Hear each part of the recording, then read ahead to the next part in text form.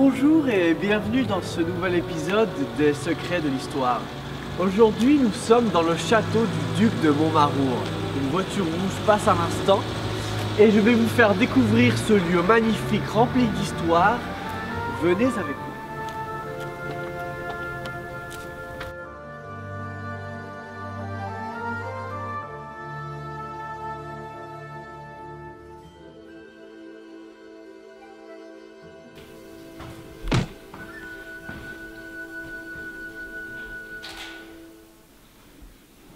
Nous sommes ici dans l'ancienne cuisine du duc de Montmarour. On peut voir sous cette cheminée le magnifique Charleston Bridge du duc. C'est un fourneau où il se servait de chauffe-eau pour cuisiner de merveilleuses convivialités.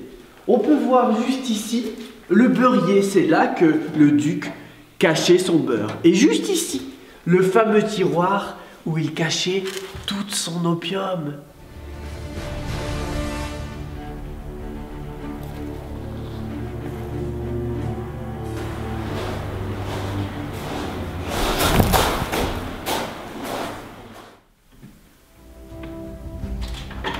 C'est magnifique.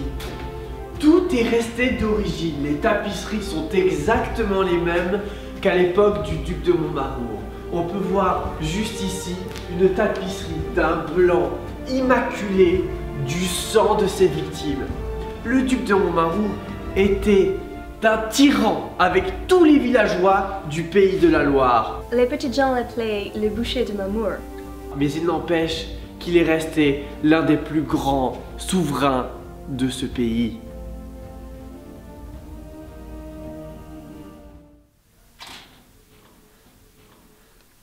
Nous sommes ici dans une salle unique au monde. Le duc de Montmarour entreposait ici les pommes et les poires. Sauf qu'à l'époque, nous ne savions pas que les fruits qui pourrissaient consommaient tout l'oxygène de la salle et les salles devenaient irrespirables. C'est la seule et unique pièce de ce genre puisqu'elles ont toutes été détruites. C'est une chance et un privilège pour moi de vous présenter cet endroit.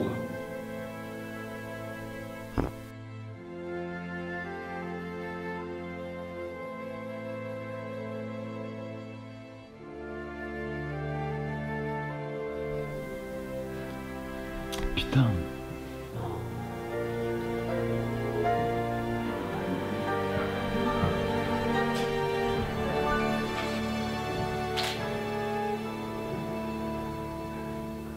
C'est ici, au cœur du château du duc de Montmarour, que l'on découvre ce magnifique couloir où la fille Élisabeth Rabajour, la fille du duc, apprenait à faire de la sculpture. Cette Élisabeth, elle était très nervurée.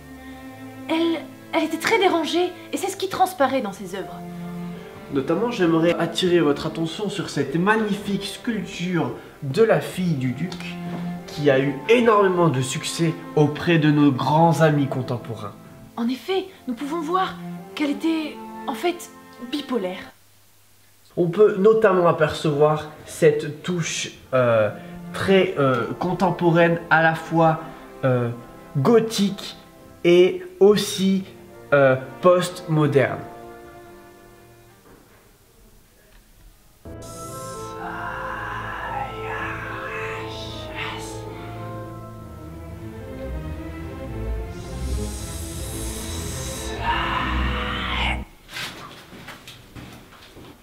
Il faut savoir que l'on a recueilli énormément de témoignages sur le fait que cette salle soit hantée.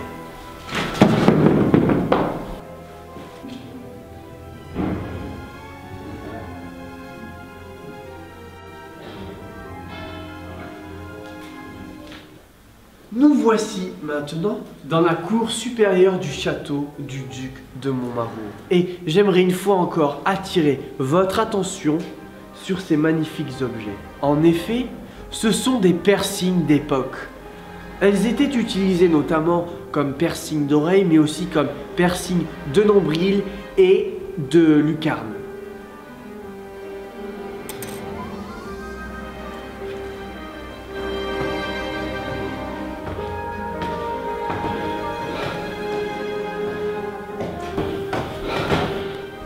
C'est ici, en haut de cette tour, au cœur du château du duc de Montmarour, que Shakespeare lui-même s'est inspiré de cet endroit pour la scène du balcon avec Roméo et Juliette. Shakespeare était de passage dans le duché de Montmarour et au détour d'un couloir, il est tombé sur une amourette entre la cousine Albertine et le duc.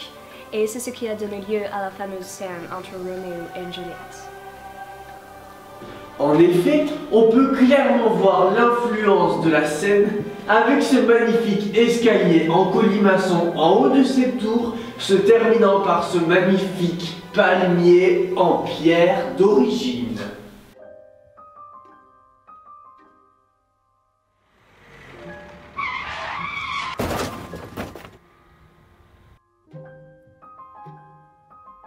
Nous voici à présent dans le jardin du château du duc de Montmarour. Et il faut savoir qu'à l'époque, ses relations avec sa cousine Albertine de Montmarour étaient très intimes. En effet, une légende raconte comment il aurait procréé son héritier par le biais de sa cousine germaine Albertine.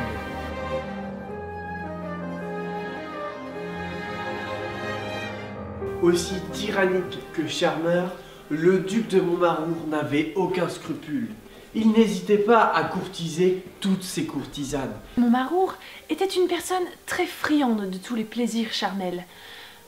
Mais pas seulement des femmes, si vous voyez ce que je veux dire.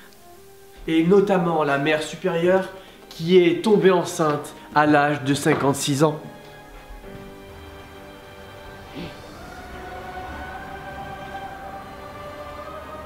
Grand guerrier, mais aussi homme solitaire, le duc de Montmarour n'en restait pas moins un homme bon. Il était aussi très friand de la bonne pitance et de la bonne chair féminine. C'est sur cette dernière note que je vous laisse face à la façade du château du duc de Montmarour. Je vous remercie de nous avoir suivis et je vous donne rendez-vous pour un prochain numéro des secrets de l'histoire.